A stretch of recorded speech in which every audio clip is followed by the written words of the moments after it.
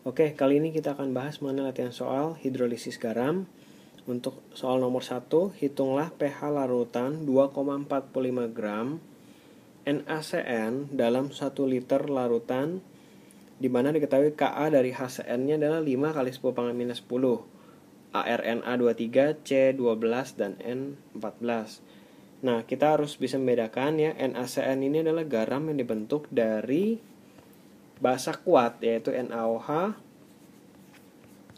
kemudian dengan asam lemah HCN akan membentuk NaCN ditambah dengan air.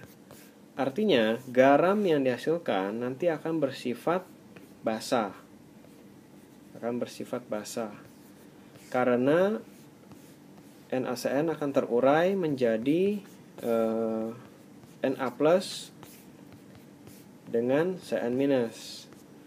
Lalu Na plus tidak bereaksi dengan air, tidak dapat dihidrolisis karena dia dari basa kuat. Kemudian Cn minus ini bisa terhidrolisis atau bereaksi dengan air membentuk HCN ditambah dengan OH minus. Jadi nanti larutannya akan bersifat basah. Untuk mencari pH larutan, kita butuh molaritas dari NaCN ya. Rumusnya adalah Kw per Ka dikali molaritasnya.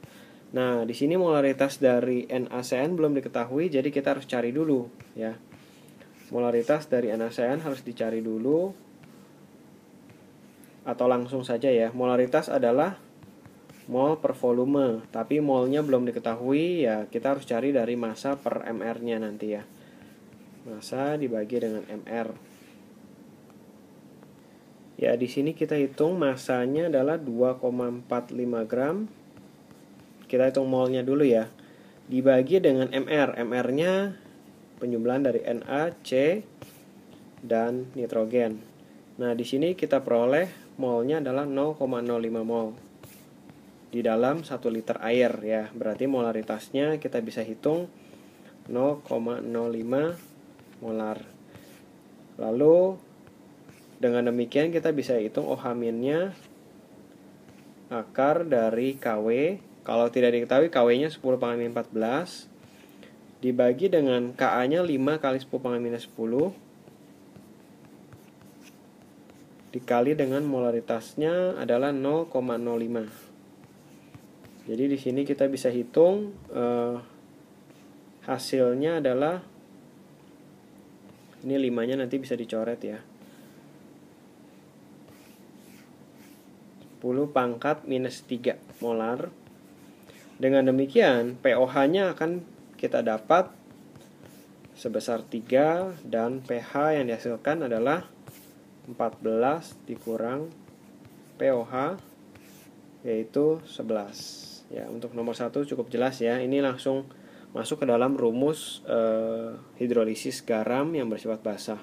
Kemudian nomor 2, tentukan massa garam NH4 2 kali SO4 yang terdapat di dalam 500 ml larutan tersebut yang memiliki pH 5. Nah, kalau pH 5 berarti kita tahu ini bersifat asam ya. H plusnya artinya kita bisa dapat 10 pangkat minus 5 molar.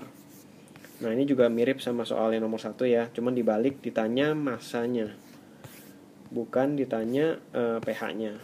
Jadi rumusnya bisa kita langsung hitung, Kw per Kb dikali molaritas. Tapi hati-hati, di sini NH4-nya ada 2 ion, artinya molaritasnya harus dikali 2, jangan lupa ya. Jadi kalau basa konjugasi atau asam konjugasinya ada 2 ionnya, itu harus dikali 2 molaritasnya, karena sebenarnya yang dimasukkan ke dalam rumus itu molaritas dari asam atau basa konjugasi tersebut. Oke, di sini H plusnya udah tahu 10 pangkat minus 5. Kw kalau tidak diketahui 10 pangkat minus 14 dibagi dengan Kb. Kb-nya adalah 10 pangkat minus 5, Kb dari NH3 ya, 10 pangkat minus 5.